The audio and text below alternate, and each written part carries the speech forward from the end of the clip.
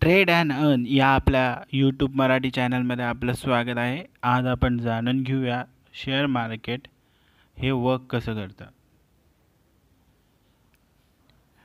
बऱ्याचदा आपल्याला वाटतं की शेअर मार्केटमध्ये जो शेअर विकले आणि खरेदी केले जातात म्हणजे ते सगळे परस्पर पैसे कंपनीला भेटत असतील, पण ॲक्च्युली तसं नसतं. यात येते इक्विटी म्हणजे हिस्सेदारी, भागीदारी.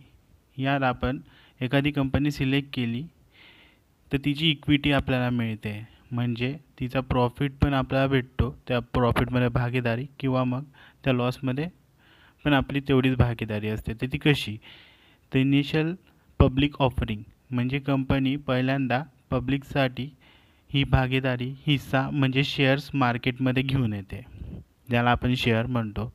आणि हे शेअर आपण जेव्हा घेतो त्यावेळेस नंतर जर कंपनीला प्रॉफिट झाला तर तो आपल्याला डिव्हिडंड स्वरूपात भेटतो. तसेच आपल्या शेअरचे प्राईस वाढून शेअर ॲप्रिशिएशन पण मिळतं. बोनस, स्प्लिट यासारख्या गोष्टी आपल्याला यातून भेटतात. याने आपल्याला फायदा होतो. हे झालं प्रायमरी मार्केटबद्दल.